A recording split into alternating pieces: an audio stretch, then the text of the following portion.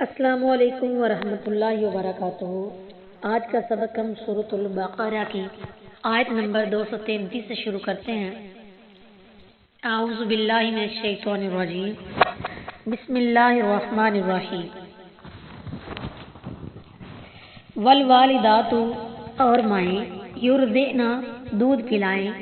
اولادہن اپنی اولاد کو، حولین 2 سال، کاملین پورے، لمن ارادہ جو کوئی چاہے،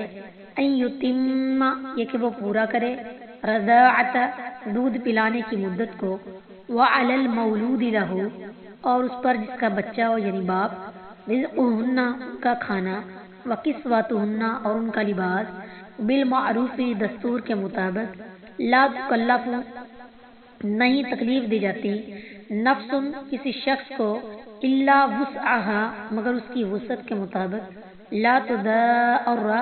نہ نقصان پہنچایا جائے، والدۃ ماں کو،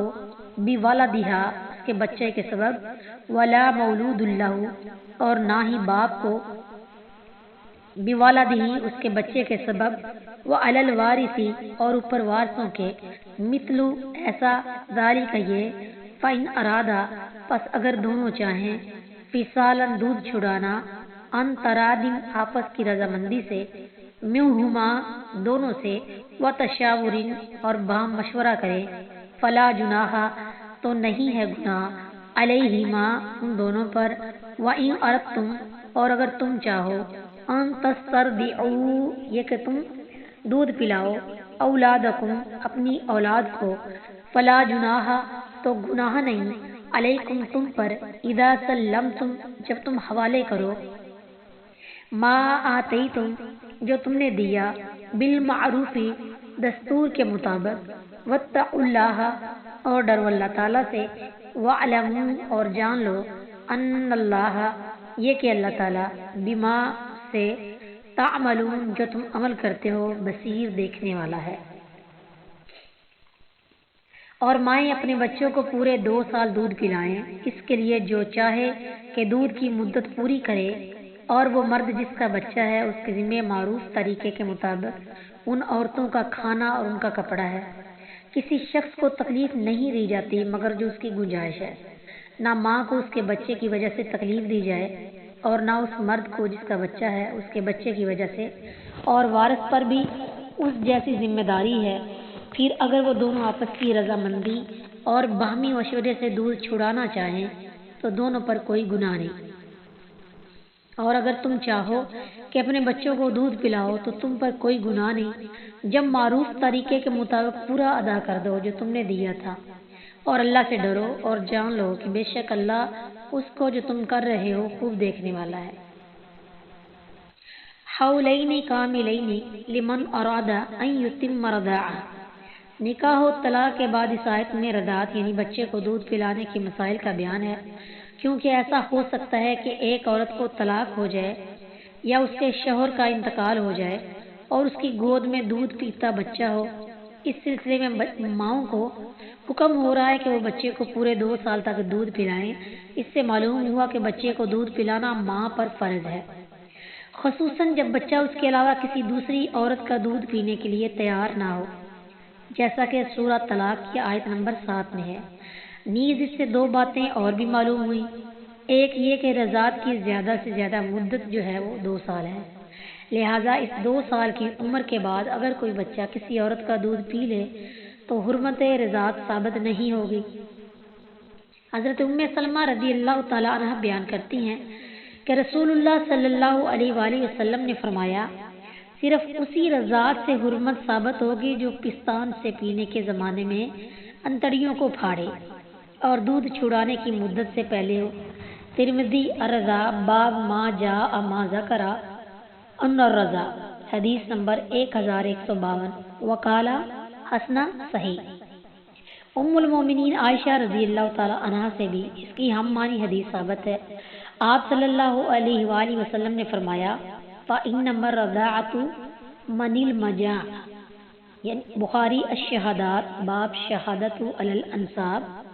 حدیث نمبر 2748۔ یقیناً رضاعت وہی معتبر ہے جو کم سنی میں ہو۔ بھوک کی بنا پر ہو۔ بعض لوگ دودھ چھڑانے کی مدت 2.5 سال بتاتے ہیں، مگر وہ اس آیت اور دوسری آیت یعنی وفصالہ فی عامین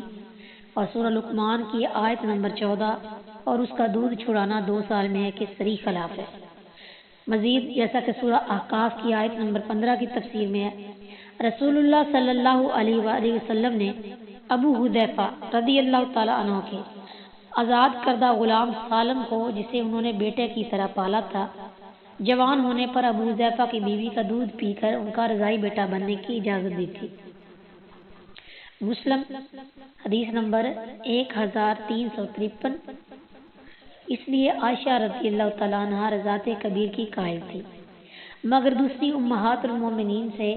اسے ان سے خاص ہونے کے امکان کی وجہ سے تسلیم نہیں کیا۔ زیادہ سے زیادہ سالم رضی اللہ تعالیٰ عنہ کے واقعے کی طرح شدید ضرورت میں اس کی اجازت ممکن ہے۔ دوسرا مسئلہ یہ ہے کہ 2 سال کی مدت پوری کرنا ضروری نہیں، اس سے پہلے بھی بچے کا دودھ چھڑایا جا سکتا ہے۔ رزقہن و کسوتہن، اس سے معلوم ہوا کہ دودھ پلانے والی ماں کو جبکہ اسے طلاق ہو چکی ہو، عام معروف طریقے کے مطابق کھانا اور لباس مہیا کرنا والد پر فرض ہے۔ عام حالات میں جبکہ طلاق نہ ہوئی ہو، بیوی کا کھانا اور لباس اس کے شوہر پر ویسے ہی فرض ہے، جیسا کہ سورۃ طلاق کی آیت نمبر 7 میں ہے۔ لا تضار، یہ ضرارہ سے باب مفعلہ کا واحد مؤنث نہیں حاضر مجہول کا صیغہ ہے۔ ترجمہ اسی کے مطابق کیا گیا ہے، نہیں حاضر معلوم بھی ہو سکتا ہے۔ ماں کو تکلیف دینا یہ ہے کہ وہ مثلاً اپنے بچے کو اپنے پاس رکھنا چاہے مگر باپ زبردستی چھین لے، یا یہ کسے دودھ پلانے پر مجبور کرے اور خرچہ نہ دے۔ اور باپ کو تکلیف دینا یہ ہے کہ ماں بچے کا سارا بوجھ اس پر ڈال دے، یا دودھ پلانے سے انکار کر دے، یا بھاری اخراجات کا مطالبہ کرے جو باپ کی وسعت سے باہر ہو۔ آیت کا دوسرا ترجمہ یہ بھی ہو سکتا ہے، نہ ماں بچے کی وجہ سے ضرر پہنچا کر باپ کو تکلیف دے اور نہ باپ بچے کی وجہ سے ماں کو ضرر پہنچائے۔ پہلی صورت میں لا تضار صیغہ فعل مجہول کا ہوگا، دوسرے ترجمے کے اعتبار سے صیغہ معروف نتیجہ ایک ہی ہے۔